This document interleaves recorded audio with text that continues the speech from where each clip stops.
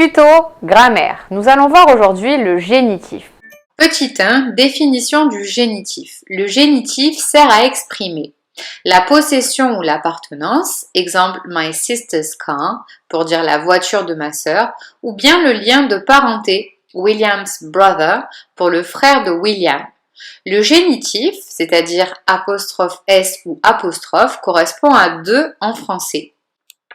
Petit 2, la construction du génitif. Pour construire le génitif, vous allez commencer par prendre le possesseur auquel vous allez rajouter apostrophe S ou apostrophe, qui est la marque du génitif, plus l'objet possédé sans article devant.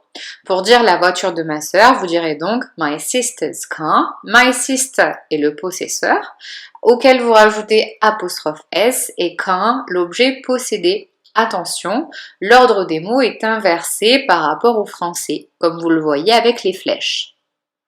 Petit 3. Utilisation de la marque du génitif apostrophe S. Donc on utilise la marque du génitif apostrophe S avec les noms au singulier. Si je dis la voiture de ma sœur, donc le possesseur sister est au singulier, donc on utilisera apostrophe S, my sister's car, la voiture de ma sœur. Mais aussi les noms propres qui se terminent déjà avec un S. C'est la seule exception à la règle. Donc si je veux dire la voiture de James, qui se termine déjà par un S, je mettrai quand même apostrophe S, puisque c'est un nom propre, mais je dirai James's car.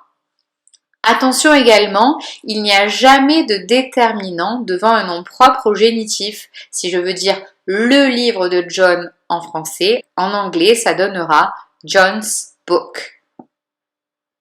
Petit 4. L'utilisation du génitif apostrophe tout court. On utilise la marque du génitif apostrophe seulement avec les noms qui ont un pluriel régulier, c'est-à-dire tous les noms qui prennent un S au pluriel. Exemple, si je veux dire la voiture de mes sœurs, c'est un possesseur pluriel qui prend un S régulier, ça donnera my sister's car avec juste une apostrophe. Petit 5, les possesseurs peuvent être soit des humains ou des êtres animés. Si je veux dire le livre de ton frère, your brother's book, donc your brother qui est un humain. Ça peut être également des animaux. Si je dis le panier de notre chat, un cat's basket. Ça peut être également un groupe. Si je dis my team's coach pour l'entraîneur de mon équipe. Mais également des indications de lieu. Les taxis de Londres, London's cab. Et aussi des indications de temps, yesterday's meeting pour la rencontre d'hier.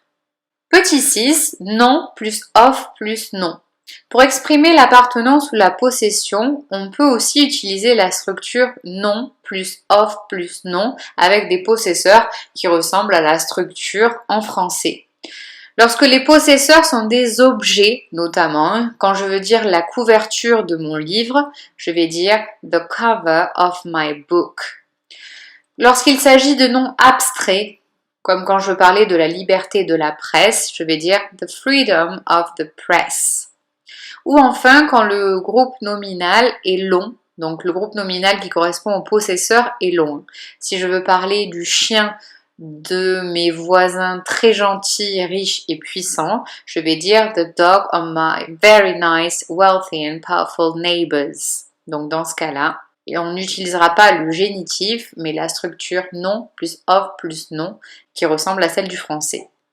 Petit 7, le mot interrogatif whose. Whose veut dire à qui en français. Pour les questions, comment se construisent les questions avec whose? Au singulier, si je veux dire à qui est ce livre, je dirais whose book is it? Whose, mot interrogatif, book, qui est la chose possédée, is le verbe, it le sujet.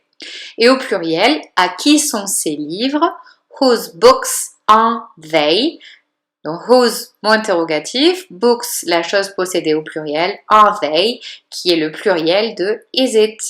Pour les réponses, au singulier, pour la réponse, c'est le livre de Kate, it is Kate's book, it is qui veut dire c'est, et ce sont les livres de Kate, they are Kate's book.